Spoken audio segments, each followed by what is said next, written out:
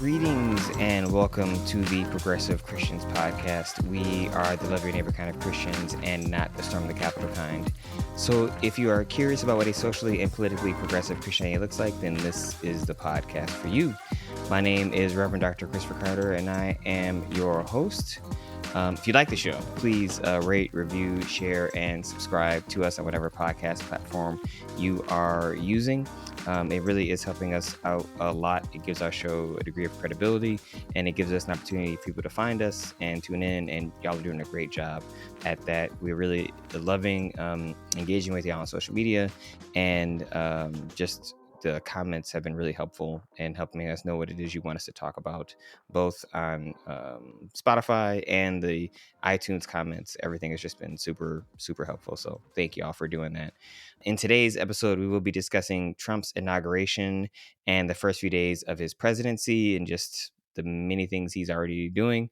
We will be discussing Biden's legacy, kind of how are we making sense of that right now, and social media, kind of what's going on with TikTok and Meta, because there is indeed a lot going on. In today's episode, I am joined by the entire crew. Everybody's here. So how are y'all doing? Oh, you know. I know. Surviving. Here we are. We're Wesley. doing it. I don't know, it's rough. Yesterday, the first full day of Trump's America, I just not good. Not good. No, it wasn't off to a great start. I'll say that it was not off to a great start. And there's a part of me that's like, I think it's going to be sooner than I initially thought that some people who voted for him are going to regret it. Not like everybody, not obviously all of them are not, but I think because he actually is going to do the things he said he was going to do, and it's going to really negatively impact many, many people in ways they just thought, oh, he's just saying that to get elected, or saying that. I'm like, oh, no, this is what he's planning on doing. And I'm struggling because there's a part of me that's like, well, that's, this is what you reap, what you sow, like this is very biblical, very theological. And there's other part of me that's like, well, I still can have, I guess I'm holding the tension between recognizing that there's consequences for your actions while also holding people in compassion, knowing that some people are going to be suffering, as a lot of us are going to be suffering a lot of his policies and what he's doing. So it's been tricky. It's been tricky for me, to say the least. Yeah, I mean, I feel like I'm obviously when the election happened and then we got the results, it was one thing, and we had a couple months window of whatever sense of normalcy existed before this impending administration. And I think I've been really good at successfully like saying, okay, enjoy the time you have now. You don't know what's coming.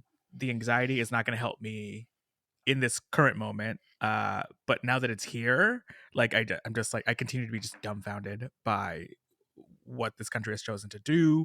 And I think I know I'll eventually get to a bit different place, but I think I'm a little more pessimistic, just sort of seeing the flurry of like negative action that happened just on day one. So it's just been I think that what people have been spending the last couple of months sort of like preparing themselves for, I'm just letting myself now sort of like really reckon with. And it's real, it's tough, and it's depressing. It is 100% depressing, I think. And even if you just go with some of the things he said in his inaugural address, you're just like, this dude, like, like, I mean, one quote he had that I was gonna say, he was like, the golden age of America begins right now. From this day forward, our country will flourish. For I'm like, who? Absolutely. well, Not. The even golden age for who? I mean, yeah, for who? I mean, like, and the thing is, it's.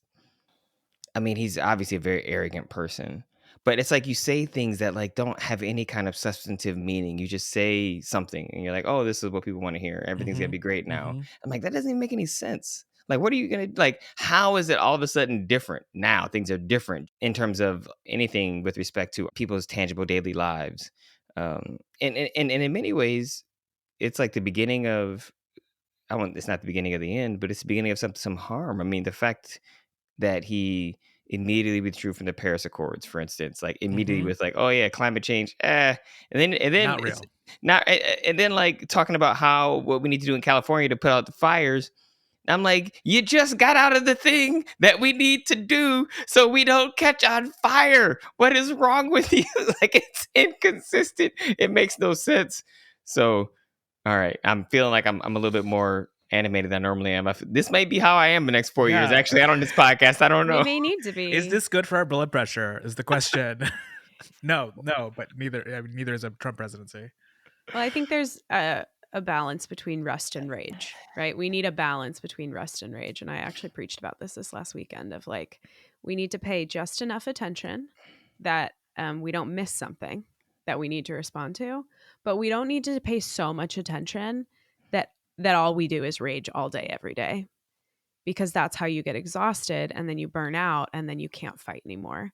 And so like I preached this last week on the spiritual underpinnings of the civil rights movement and the mystical aspects of Howard Thurman that empowered that movement, and Dr. King and others, and this idea that like even Jesus withdrew at times.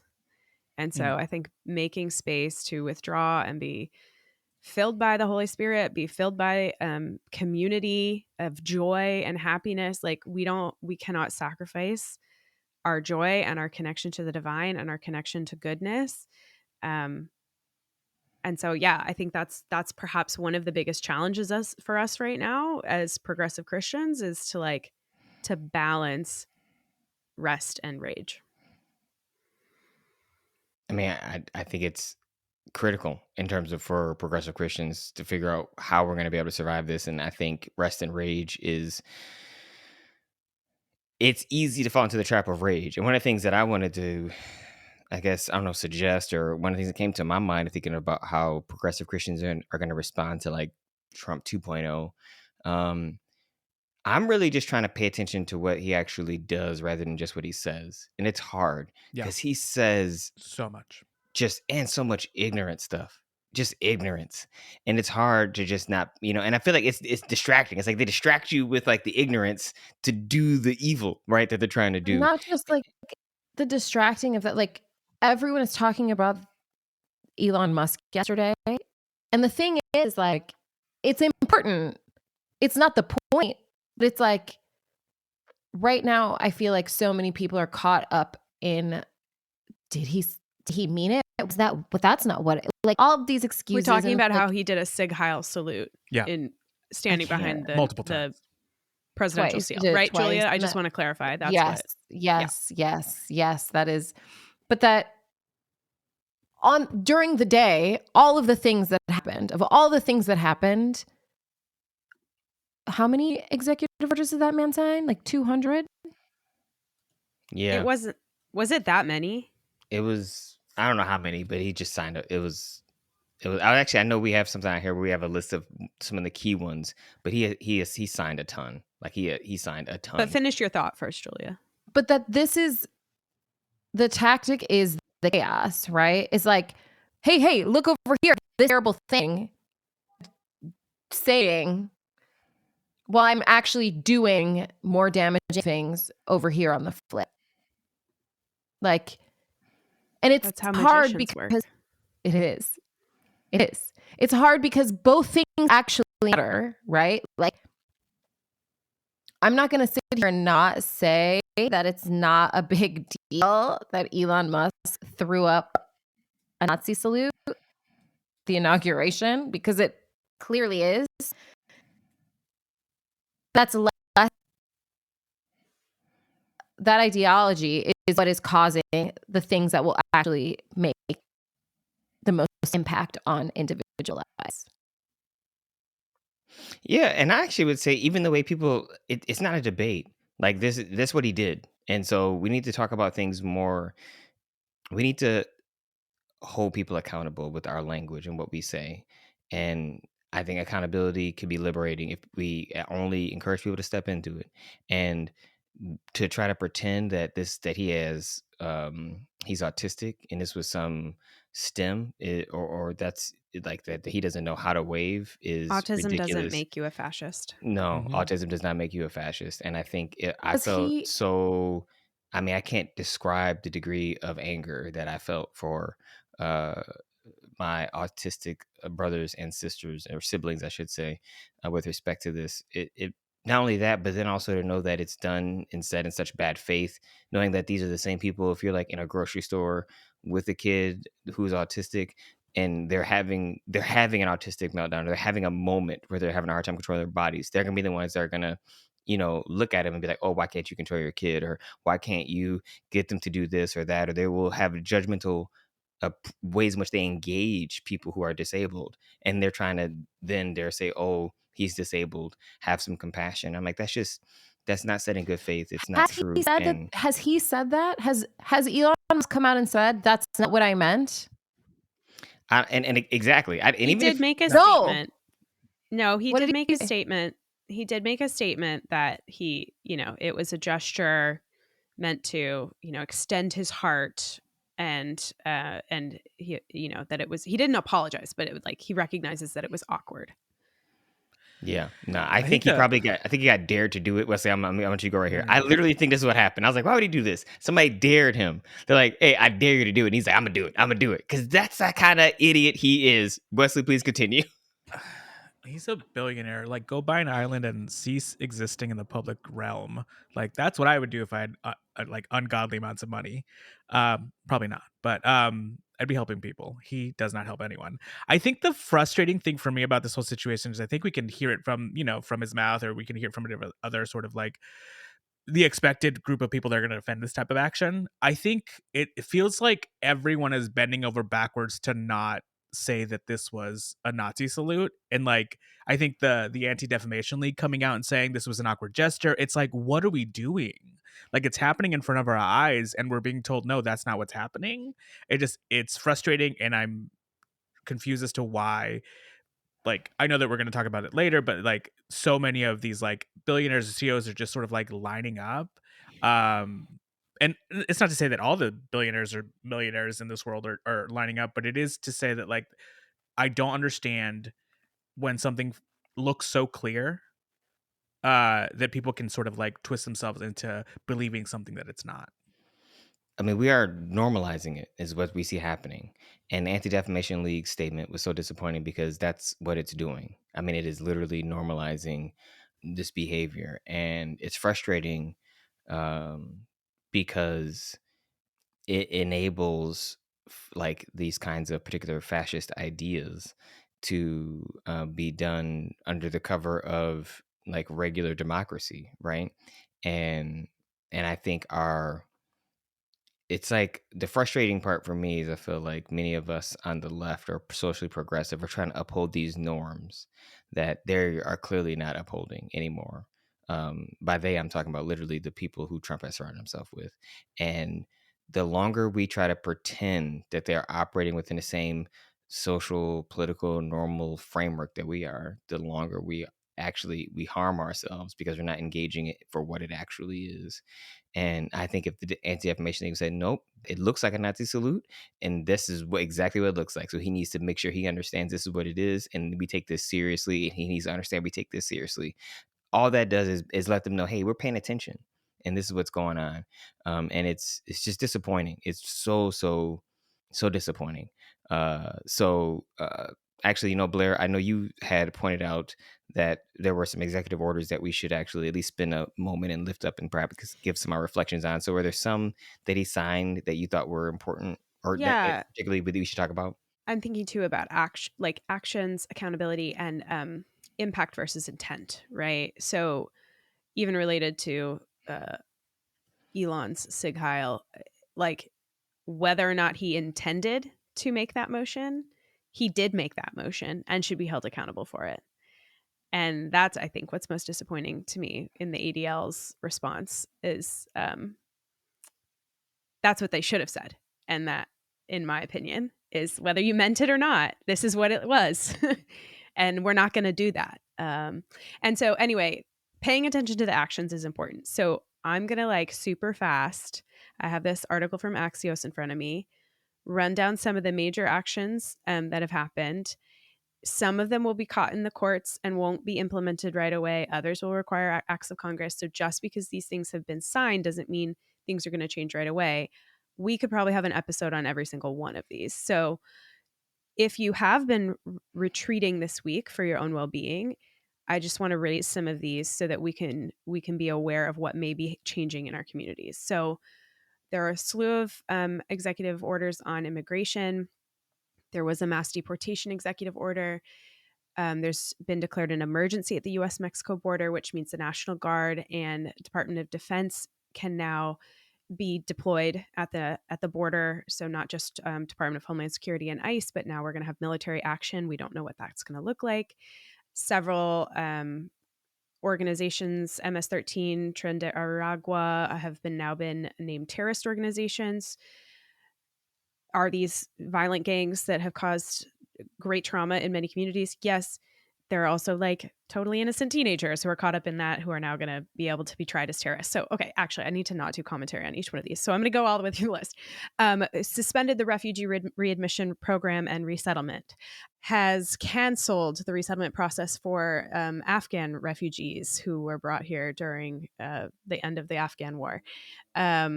Terminated parole programs for immigrants. Has reinstated the Remain in Mexico policy, which means immigrants can't cross into the United States and then apply for asylum. They have to stay in Mexico. He has signed an order to end birthright citizenship, which is absolutely going to face a legal challenge. There are a few other things that go with that, like rethinking who qualifies for citizenship and how long their parents have been here and in what ways. A national emergency around energy, which opens up drilling in formerly protected lands, and also opens offshore wind leasing in federal waters. Signed an order withdrawing from the Paris Climate Accords, which we named. Ended the goals of the Biden administration, to have 50% of U.S. vehicles be electric, ended some federal funding to encourage that, and restrictions on car manufacturers. Let's see. And then I know I'm going to keep going. And then the other big one that has been enacted quickly is overturning any kind of equal employment and DEI positions in the federal government. Today, we're recording on January 22nd. We heard this morning that he has actually was suspended with pay a whole slew of government employees related to the Equal Employment Opportunity Commission, and anyone related to diversity, equity, inclusion across the federal government. Like I said, could have had commentary, theological and political, on each one of these. But so that people are a little bit informed, these are the key things that we need to pay attention to. The one that is going to, I think, impact our communities most rapidly is the immigration orders. And that is one place that I would encourage progressive Christians to find out who in your community is already doing immigration justice and immigrant protection, and get involved and find out what they need. So, yeah. Yeah, no, it's a lot. Wesley, were you gonna say something? Just that that's sort of like just a snapshot of what, the next 4 years, just a barrage of things that prevent people from flourishing, from getting the help that they need, from tackling climate change. There's so much damage in one day. Yeah, the climate change one is the one that frustrates. They're all frustrating, but it's the one that can have, honestly, the most long-lasting effect, because even if we opt back into it, it's the time when we're not held accountable to it, we're not holding ourselves accountable to it, that it just does harm, irreparable harm. We can't go back.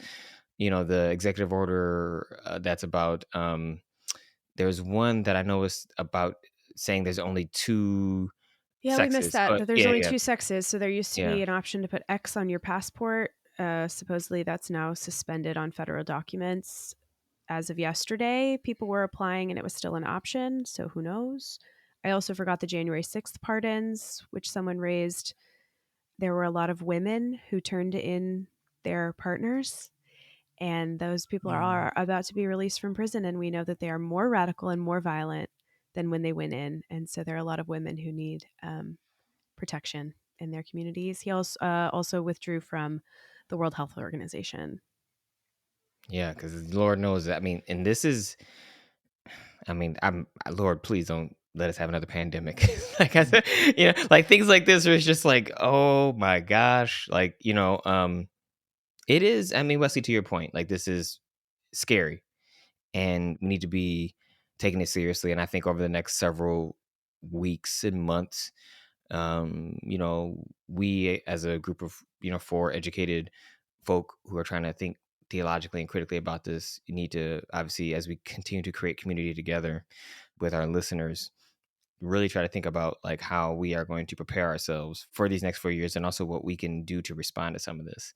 I keep thinking, right now, as our church community is reading Parable of the Sower, and how, the main character Lauren had a go pack, like she was ready. She was ready for when things got bad, and I'm like, we need to be doing our best to prepare ourselves. And also I'm thinking, like, I even thought about, should we create a Discord community or something for us? I don't know, because I do know, like, so many of our listeners are all spread out across the country and don't have the kind of support that the four of us are able to have, being in a progressive community, being in a progressive space. And what would that mean for them to be a part of a more online community? I don't know. But something for us to figure out how we can continue to work together, because it's, yeah, I mean, for us, I know on the West Coast, the immigration orders are going to really impact us in terms of just our day-to-day lives. But I also recognize the stuff that's happening on college campuses. Like they signed one executive order saying that ICE can now go into churches and schools, because before those were protected spaces, And hospitals. and like that's the stuff where religious organizations, like, we have to do the work to stand up and resist and stand in front of, and to protect, to do the work that the scripture calls us to do with respect to protecting the poor and the vulnerable and the immigrant, and to put ourselves on the line. And that is what I will do, because I'm in the position to be able to do that, right? I mean, if I'm in the financial position, the life position that I can do that, and I'm not going to put that on other people. But I know for those of us who have the privilege, right, to put ourselves in those vulnerable positions, it's incumbent upon us to do that work. But before because we're going to be talking so much about, I feel like every week we're going to have a segment on what did he do this week. Well, but even just like, I do think we're probably going to have a whole series of responding to each of these areas of executive orders, because I am thinking about the sanctuary movement, and that churches have been involved in protecting immigrants for so long, and we have people we can call on to help educate our listeners about how to get involved in that, how to protect, what are your legal rights as a trans person, or as a person who's facing gender discrimination. I do think that there is a possibility for us to respond, again, theologically, politically, and to work together and help people tap into where this work is happening in their local communities, so that you can be part of it. You can't be part of all of it. I mean, that's the truth. Like, none of us can respond to all of it. Again, that's part of the tactic, is just exhaust us. But I do think that we are connected well to people who are wise and have experience about each of these areas, who can help people figure out what the next faithful step is for them and the place where they can serve in their community most effectively, because it has to be local. Like, the conversation should be global, but when we act, it has to be on the ground with people we can have relationships with. That is the most effective way to push back. As we transition to talk about Biden's legacy, because I want to try to think about, what it means and how we're going to think about him moving forward, and just the jarring transition we've had over the last few days. One of our listeners, Steven, sent us an Instagram message that was, I thought, it really got to the heart of some of the disconnect between conservative Christians who voted for Trump and the kind of character and person he actually is. Some of the things he said on stage, feeling as though God has called him to do this role, and he feels the divine hand of providence at work in his life, right? Like that's what he's saying. And what we see, his actions are something antithetical to that. But Stephen actually lifted up Titus 1, which I thought was so. Yeah, so I'll just read the section that I thought was helpful for me, and it's really about Titus one's about appointing, like how do you appoint elders, like senior pastors, of clergy, and it gives this like list of qualities. I know we talked about this a little bit ago about the fruits of the Spirit, and it says, verse 6, elders should be without fault. They should be faithful to their spouse and have faithful children who can't be accused of self-indulgence or rebelliousness. This is because supervisors should be without fault as God's managers. They shouldn't be stubborn, irritable, addicted to alcohol, a bully, or greedy. Instead, they should show hospitality, love what is good, and be reasonable, ethical, godly, and self-controlled.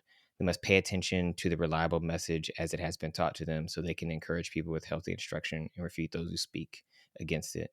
And like that's like the exact opposite, right? Like this is like this is literally the exact opposite of what we see this person doing and the kind of person that they are and the character that they are.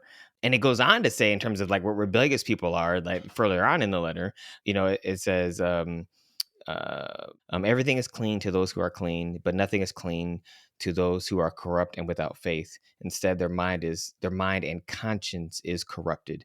They claim to know God, but they deny God by the things that they do. They are detestable, disobedient, and disqualified to do anything good. I'm just like, Yep. Yep. I mean, so you just read that, and I was like, yep, that's what we're dealing with right here in terms of someone who's trying to pretend to be something that they obviously are not, trying to pretend to believe in something they obviously do not believe. But do you think he's trying to pretend? I think that the masks are off. I think the whole point is that these people are completely ethically bankrupt and they're proud of it. Like I've been saying the last 10 years is like, for a while I thought that people liked him in spite of the fact that he was a monster. And now I understand that no, they like him because he is. And I don't think that there is any pretense. I think that the whole point is that they believe he is their version of what they think that God is like. This is what they believe. They're not trying to pretend that they believe something else. No, I mean, I think that he puts on a show and a performance for the people that matters to. That's all. I think he's fully aware of what he does and does not believe, but he's very much a artist in that sense. Like he's trying to perform something to people who feel like they need to see that, to say, yes, but this is the religious that's person what I mean. I want. don't understand how you see that that's what he's doing. Like everyone knows what he's actually like. Like no one is, even people who say that they're Christian don't think that he's Christian. I think cognitive dissonance, and maybe I'll put a link to a YouTube video on it, like because there's a really good one that I use when I teach, which is basically the way in which you teach your mind to believe something other than what it sees. And it is science. Like this is what's happening. Like they literally, I do believe there's some people who have taught their mind. There's other people who don't. Other people who are totally, this is transactional. But I've engaged with enough of my social media, I guess I'll say that, people who stumble their way onto our TikTok. And I'm just like, no, I think they believe it. But Blair, what were you going to say? Well, I was going to say, Julia, I think you are right that while I don't think Trump is a Christian. I think Trump uses the language of Christianity to further his own ends. And I think that most of the people around him are doing the same thing. I do think a great number of people who wrote Project 2025 are Christians, are practicing, do have a grounding in faith, and that you are right that the God they believe in, they believe Trump reflects that. And what I think is that is an incomplete Christianity. That is a Christianity that does not take the themes of the entire Bible, does not fully understand grace.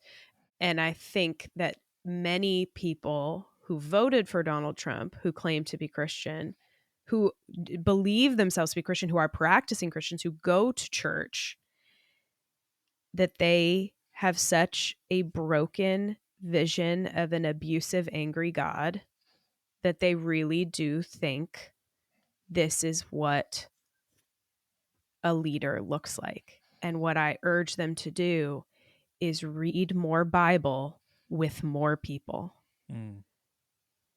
Like, don't walk away from the faith, actually dive deeper and go read the Bible more with people who don't look like you and sound like you. Because to me, that is actually the only way we can change their minds, is to actually change their faith and invite them into something that is truly grace-filled and loving. And I'm, we have in our show notes, we wanted to mention the sermon by Bishop Marianne Edgar Budd, the Episcopal bishop of the Washington area, who at the National Prayer Gathering at the National Cathedral, which for any of our listeners who are outside the United States, we do not have a national church in the United States, but we do have some historic practices in which the state honors the church and the church honors the state. And so the National Cathedral is an Episcopal church in Washington, D.C. that has historically been the place of gathering for national religious things, like the prayer service related to the inauguration. And she preached this sermon, and within the sermon pointedly asked, begged Trump and the administration to have mercy on those in our society who are fearing for their lives and fearing for their livelihood. And she quoted scripture. And the response from people has been, this bishop is, obviously not a real bishop. She's never read scripture. She doesn't but in reality, everything she was saying in her sermon, and I hope we should post a link to the full sermon. It's fantastic.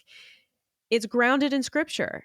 It's just not scripture they want to pay attention to, because it's scripture that would cause their worlds to fall apart, because their selfishness and their self-preservation would no longer be the center of the world. They would have to pay attention to other people.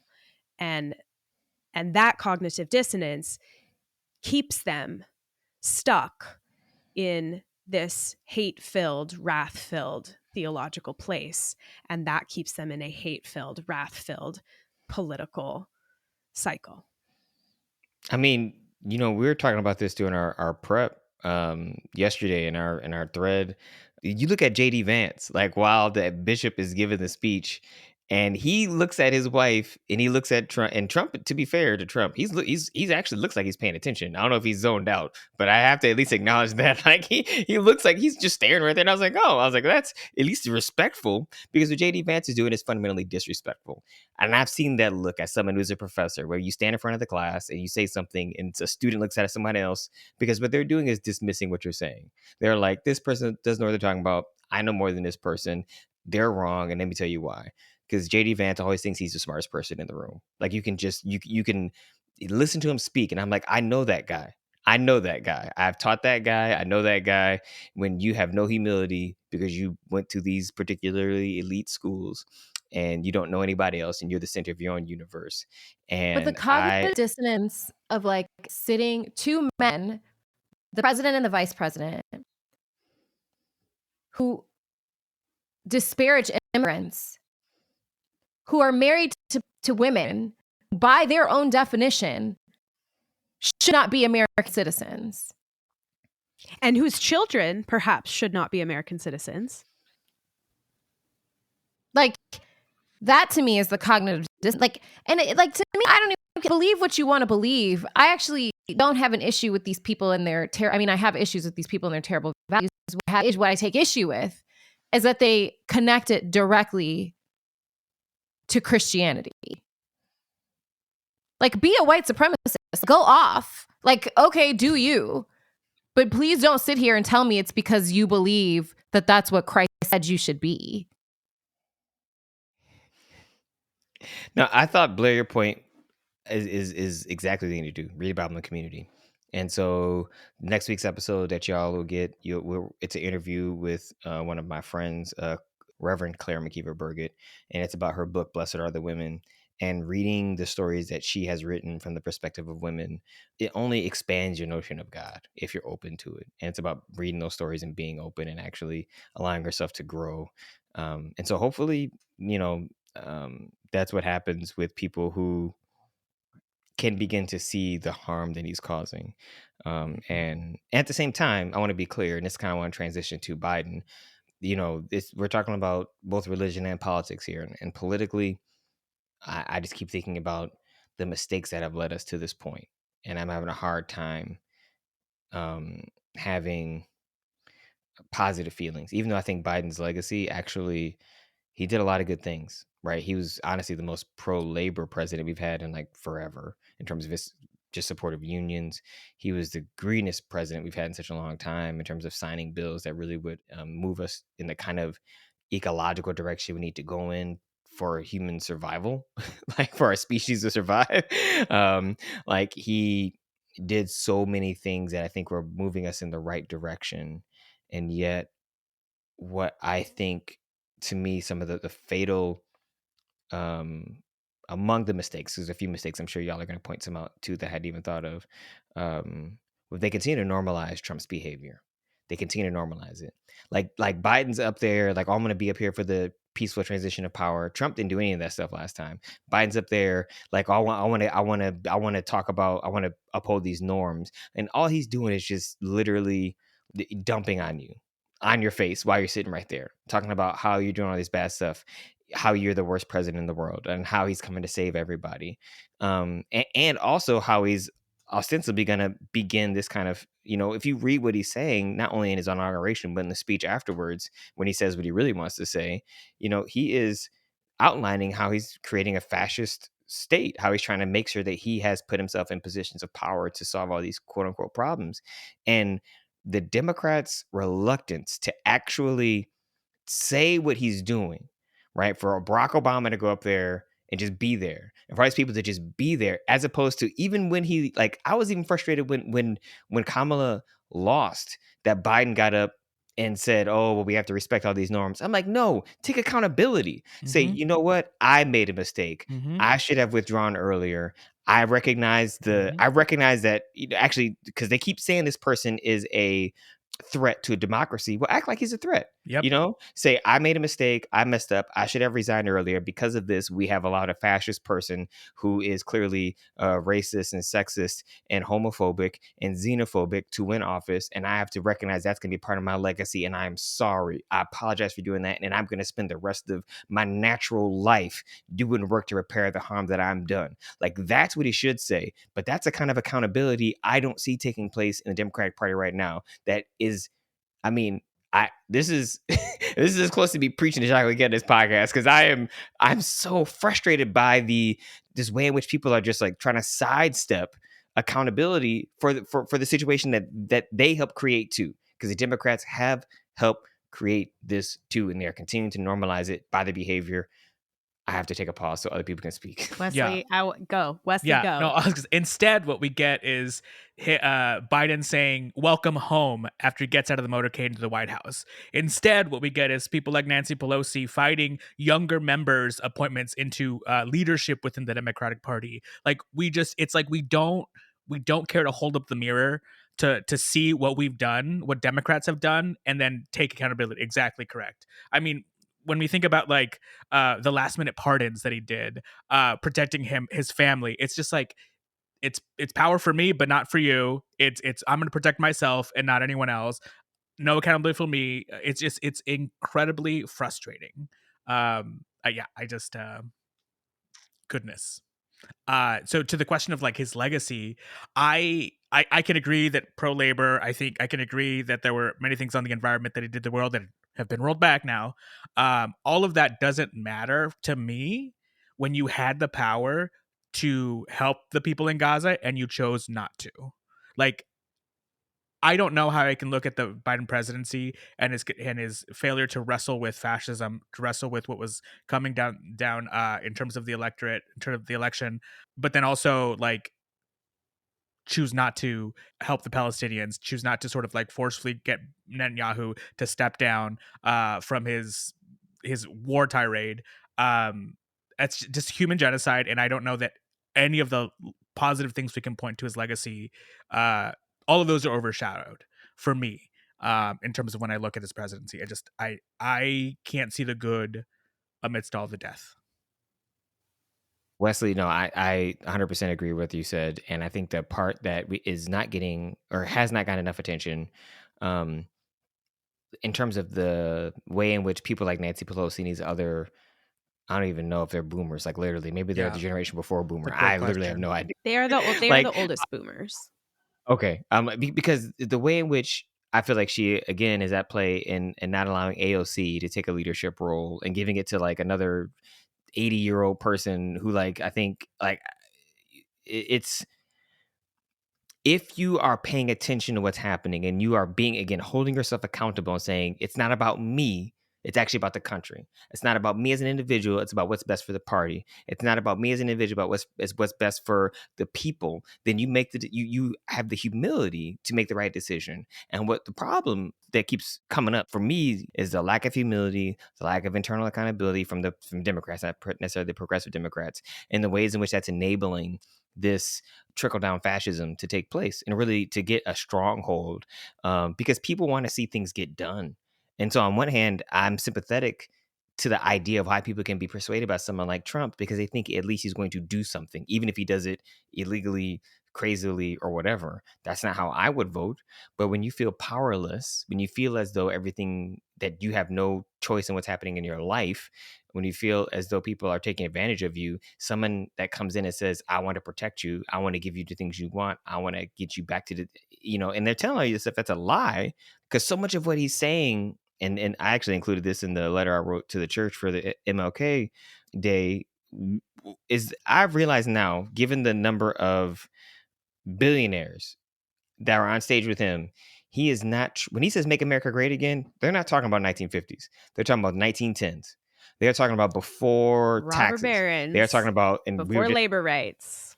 I mean, we're literally, like, Blair is having a conversation with someone on our TikTok right now about taxes. And I'm like, these people don't realize what taxes do. Back in the day, people made $1 bajillion and they didn't pay anything in taxes. And that's how we got to the point where there is such wealth inequality and such mass health crises, lack of infrastructure, and all these things that actually have ultimately that harmed the American citizens. And the things that we think now that have made us quote unquote great and good started as a response to that, right? It started during the New Deal and all these other kinds of things that have actually helped build up an American middle class, that gave people, women and people of color rights and all these other kinds of things.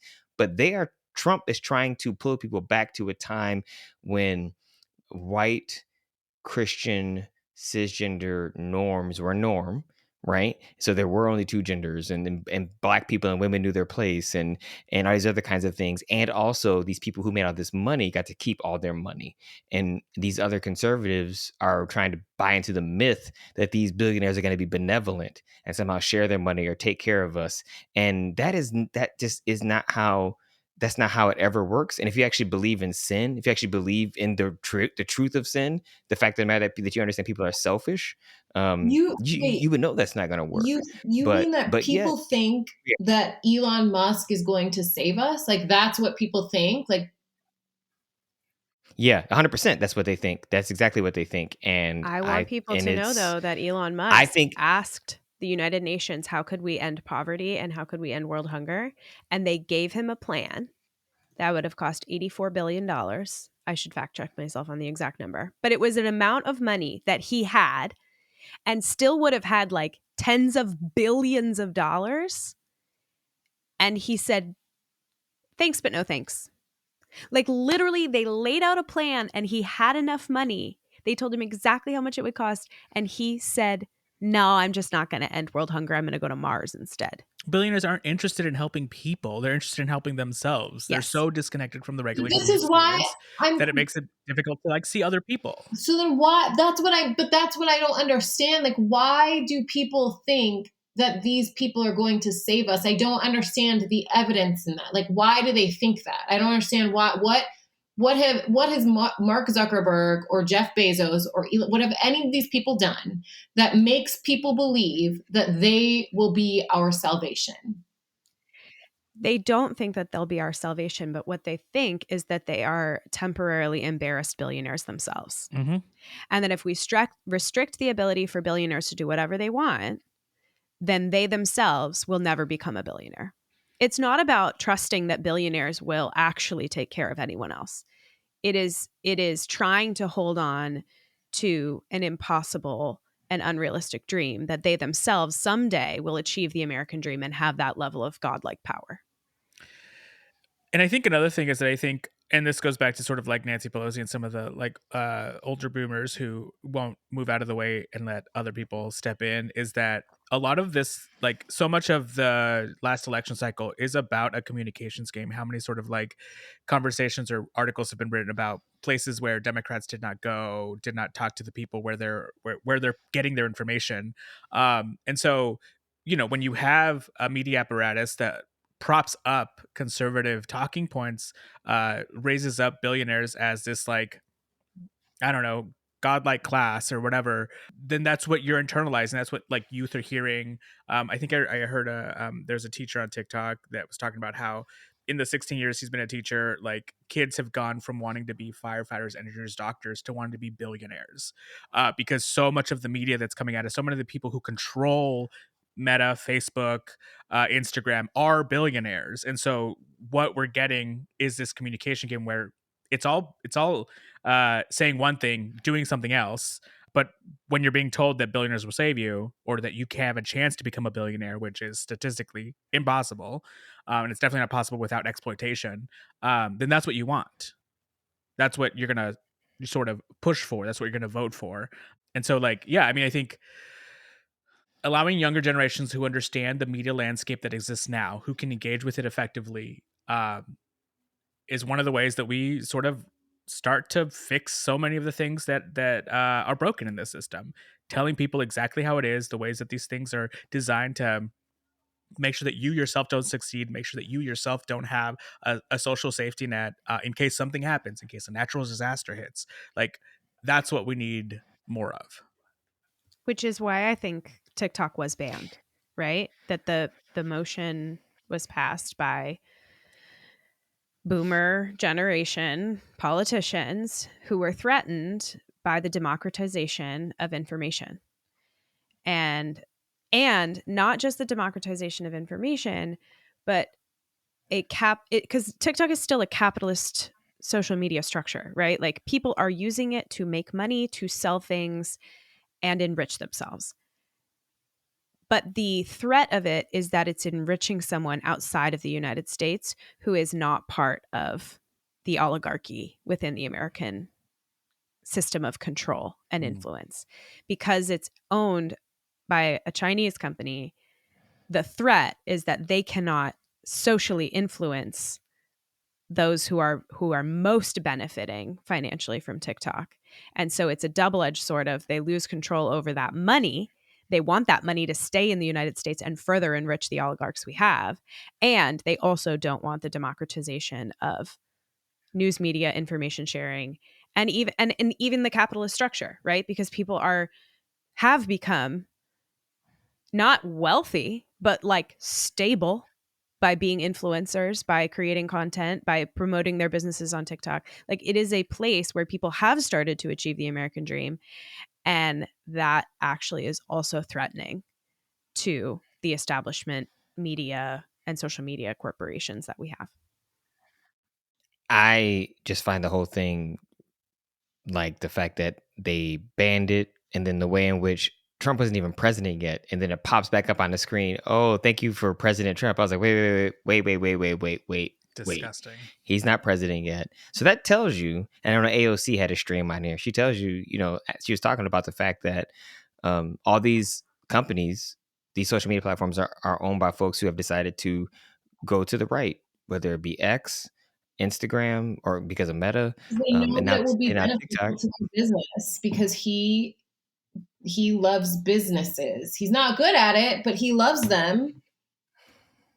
I think it's not lost on anyone. At least it's not lost on me. And I've seen other people talking about it, that it's like, we cannot get anything done in this country. No one can agree on anything. Like we can't agree on healthcare. We can't agree on anything. We can't agree on gun control. We can't agree on it. But yet Congress could figure out how to ban a social media app. So it's like you can ban things. So you can. They can work together. You can ban things. You can do it. You can figure it out. Well, and the way it was only banned if was it's something that feels so trite. And the way that they got it through was that it was added as a rider on a disaster relief and humanitarian bill. So one of the problems we have in our governmental structure is that you can add rider laws onto these bigger laws. And so even though there was an independent law put forward, a bill to ban TikTok, that failed. It didn't make it out of committee. But then while they were doing a humanitarian relief bill to provide relief to Ukraine and Gaza, which they knew the Democrats would not vote down and that Biden would not veto, they added this TikTok ban as a rider in that bill. And so it seems like all of the government approved the TikTok ban. That's not true. So I think there's like so many layers of how our governmental system works and why things are happening the way they're happening. But I'm very concerned. I already knew Elon after this switch from Twitter to X and everything that's been happening there. We already knew who he was. But I'm very concerned to see Zuckerberg coming out and really kowtowing. And I think it's because they know the fascist playbook and they know that the fascists will take control of the media if they want to. And they would rather maintain control by sucking up to those in power. They're the ones in power, honestly, but they don't want to lose their millionaire, money machine. But they know that if they don't align with the fascist playbook, that the government will just take, right? The fascists will just take it from them. And that's why that's happening. And it's incredibly dangerous for the movement of free speech in this country. And I'm very concerned. Mm-hmm. Yeah, not checking Facebook. We saw what happened last time. I mean, that's essentially what got Trump elected. And I think the scary part is this might be setting the groundwork for whoever decides to run after Trump. And maybe it might be JD Vance. I don't know. I mean, I think it's too early to tell. But when you have platforms that can be manipulated, I mean, and so many people still use Facebook. Like, I don't use Facebook anymore, really, but a lot of people still do. And a lot of people our age, I mean, well, I should say my age, people in their 40s, mid to late 40s. And, and those people typically vote. So, but it's not just like Facebook, it's Instagram, it's WhatsApp. It's like they're in everything, and things that we don't even think about will be. Yeah. So, I mean, I got a notification that said, and I don't follow any, I follow some conservative things, newsletters. I'm through my Google because that's how I want to read it. I don't want to see it. I don't want to do any of that. So I need to have a separation from my mind. Mm-hmm. But all of a sudden this morning, I got this notification that JD Vance had posted something on Instagram. And I was like, oh my gosh, this is insane. Yeah. Like, they are trying to shove it down my throat. And I'm like, I don't care what he like. I don't care. I do not care. I've never followed that wouldn't be in my algorithm. So why are you making me do it? Yesterday, they had to unfollow them multiple times if they followed them, like, because they switched over the accounts from Biden and Kamala. That people were like, unfollow, and then they just automatically it's like, I'm thinking about letting it go, but then I'll be all alone. And I don't know that I don't think it's actually necessarily a good idea to disengage from social media altogether, because I do think that a lot of good organizing and education is continuing to happen on social media platforms. And so as long as we can persist in that, for those who are called to do so, if you can persist in that, I still think there is good work to be done there and important community and connection that's going to be done there. But I will beat the drum again.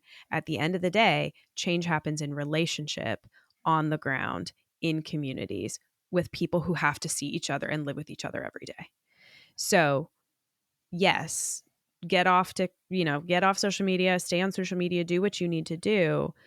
But the most important thing, if you want to keep fascism from taking hold, is to meet your neighbors, join community organizations, find out who's already doing good advocacy work in your community, and start showing up in your body, with your money, with your time. That ultimately is the only safe way and effective way to resist. And we need to resist. And that is, we have 4 years to build up the resistance, to continue to resist. Well, this felt very much, this kind of felt like the episode we did after Trump won the election. It had the same vibes. You just need to say some things. I was like, get it out. Get it out. I was like, then we're going to have an episode where it's going to be all positive because we're not going to do all, crazy stuff.